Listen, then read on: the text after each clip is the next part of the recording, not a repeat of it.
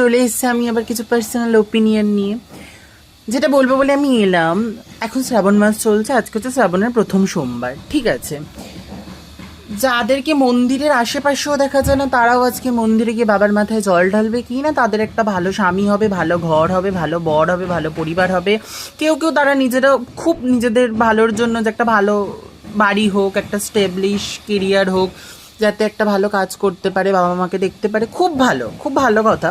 কিন্তু যেসব ছ্যামড়া ছ্যামড়িগুলো যাচ্ছে শুধু তাদের ভালো বর পাওয়ার জন্য, ভালো বউ পাওয়ার জন্য, যাক হ্যাঁ, বাবার মাথায় জল ঢেলে অনেকে বউও চাইতে যায়। খুব সত্যি কথা বলতে আমি ছোটোবেলায় এটা অনেকবার শুনেছি।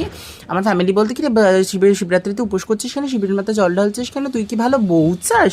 আরে বাবা, আমার বউয়ের দরকার নেই, আমার বরেরই দরকার। এবার অনেকে বলতে আসবে যে মা ছেলে হয়ে ছেলে কি দরকার, কি দেখছি ফিরে কি চলে এসে। ভাই, আমি একজন সমগামী, তাই এই টপিকটাকে এড়িয়ে যেতে পারো, ভালো না লাগলে দেখতে না পারো। যাক, আমার প্রশ্ন হচ্ছে, আমার বাবার কাছে ভোলেনাথের কাছে একটাই আমার প্রশ্ন হচ্ছে যে বাবা, আমার তোমাকে চাই না।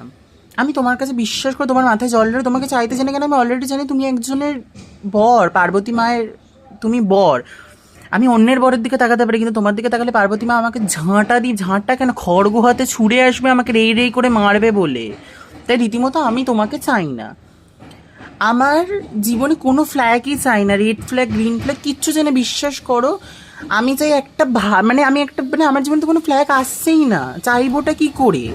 গ্রিন ফ্ল্যাগ অনেক দূরের কথা, আমি একটা টক্সিকই বয়ফ্রেন্ড পাই না যে আমার সব কথা আটকাবে, বলবে কোথাও যেও না তুমি, আমি ওভার পজিটিভ হয়ে যাক, আমাকে ঘরে শিকল দিয়ে বেঁধে থাকে। আমি এরকম একটা বয়ফ্রেন্ড চাই যে আমাকে বলবে তোমাকে কোনো কাজ করতে হবে না, আমি নিজে রোজগার করে তোমাকে খাওয়াবো, তোমার পরিবারের দায়িত্ব নেবো। বিশ্বাস করে আমি এক কথায় রাজি, কেন আমার তো আর কোনো ফ্ল্যাগ আসছে না।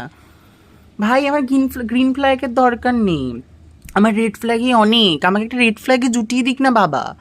কেন দেখো, আমি অন্যের বর নিয়ে কী করবো? আর মানে কি বলবো, আমার তো মনে হয় কলকাতা থেকে, কলকাতার বাইরেও কোনো ভালো ছেলে নেই। মানে সব যৌবন ভরা, রসে ভরা ইয়াং ছেলেগুলো মনে হয় জমের দুয়ারে গেছে। আমার চোখে যত সব বিয়েওয়ালা ছেলে পড়ছে, দু বাচ্চার বাবাকে দেখে আমি ক্রাশ খাচ্ছি, আমার এমন দুরবস্থা হয়ে গেছে। আমি জানি না আমি কি করব। মাঝে মাঝে মনে হয় যে আমি কোথাও একটা চলে যাই, যেখানে গেলে একটা যে কোনো একটা ফ্ল্যাগই পাই, সেই ফ্ল্যাগটাকে নিয়ে ভালো থাকি। ভাই, আমারও দিন শেষে কি ইচ্ছা করে কারোর চুলের মুঠি ধরে নাড়িয়ে ঝগড়া করতে। কতদিন আর নিজের চুল নাড়াবো? অন্যেরও তো ইচ্ছা করে যে অন্যেরও চুল নাড়াবো।